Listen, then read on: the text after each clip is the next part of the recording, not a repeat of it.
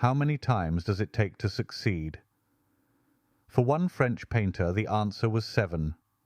7 attempts at the most coveted prize in the art world of his day, the Prix de Rome. 6 times he failed, and on the 7th he finally broke through. But that number, 7, would follow him for the rest of his life, a shadow behind every brushstroke, every triumph, every disappointment that came after. This is the story of Thomas Couture. He was born in December of 1815 in the small town of Senlis, in the Oise region of north-central France. Even as a boy, his talent was hard to miss.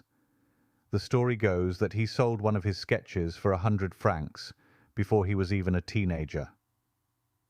When he was 11, his family moved to Paris, and the city that would define and torment his career opened up in front of him. He trained first at the École des Arts et Métiers, an industrial arts school, before moving on to the École des Beaux-Arts, the beating heart of French academic painting. There he studied under 2 towering figures of the age, Antoine Jean Gros, and later, after Gros's death, Paul Delaroche. Couture was ambitious, he was skilled, and like every young painter of his generation, he had his eyes fixed on one prize above all others, the Prix de Rome. Win it, and the state would send you to Rome for years, fully funded, to study among the masters. It was the fast track to a career. It was validation. It was everything, and Couture failed to win it. Once, twice, 3 times, 4, 5, 6 times he entered, and 6 times he watched someone else's name get called. Most young artists would have folded under that kind of repeated public rejection. Couture didn't blame his own hand or his own eye.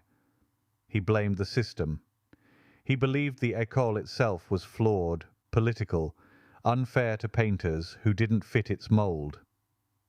Whether or not that was entirely true, it was the story he told himself.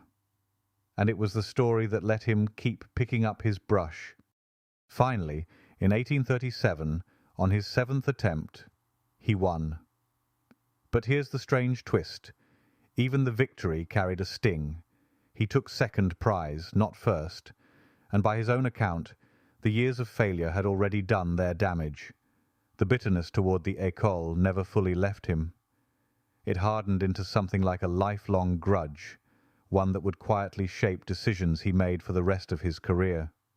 For a few years, Couture kept exhibiting at the Paris Salon, earning modest medals, building a reputation. Then, in 1847, after 3 long years of work, he unveiled the painting that would define his name forever, Romans during the Decadence. It was massive, a sprawling theatrical scene of Roman revellers sunk in luxury and vice, watched over by 2 stern, disapproving statues, as if history itself were passing judgment on the present. Paris was stunned. Critics praised it. The state bought it. Commissions poured in from the government and from the church. At just past 30, Thomas Couture had arrived. Except he never quite arrived again. The commissions that followed didn't go well. 2 major projects he simply never finished. A third, murals for the Church of Saint-Eustache, was met with a lukewarm, even hostile reception. The painter who had produced one of the most talked-about canvases in France now found himself unable to recapture that lightning.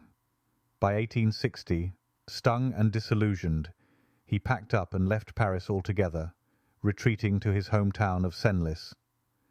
But here's where the story turns. Shut out, or so he felt, by the official art establishment that had rejected him 6 times over and never fully embraced him since, Couture did something quietly radical. He opened his own atelier. He would teach painting on his own terms, outside the rigid academic system he'd never trusted. And it worked. He turned out to be a brilliant, generative teacher. Students flocked to him, among them a young Édouard Manet, along with Henri Fantin-Latour and Pierre Puvis de Chavannes, artists who would go on to reshape French painting entirely. In 1867, he even published his own book on method and technique, a direct challenge to the academic establishment that had never quite made room for him. But look at what outlasted the rejection. Romans. During the Decadence still hangs in the Musée d'Orsay, still stops visitors in their tracks. And the painters he trained in that independent atelier carried his influence, and their own rebellions, into the next great movement in art history. Couture's story isn't really about the number 7. It's about what he did with the 6 that came before it.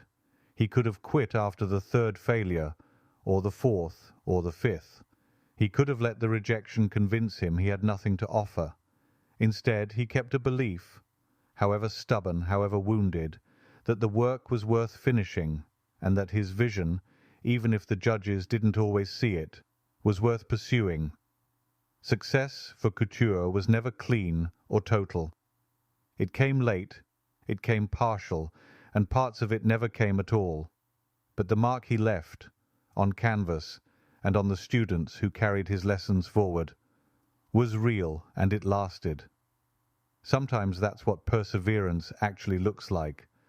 Not a straight line to triumph, but 7 tries, 1 flawed masterpiece, and a legacy built by teaching others what took him a lifetime to learn. Thomas Couture died in 1879, still working, still teaching, still somewhat on the outside of the art world that had once made him wait 7 tries for a single prize. But he really won in the end, and is highly treasured today. Lessons are important in life, and particularly in the arts, but knowledge and perseverance do pay off. And along those lines, we have produced bios on artists in our ebook series for that very inspiration that artists sometimes need and rely on. Just check the link below for new titles that are ready now, so follow the link and thank you.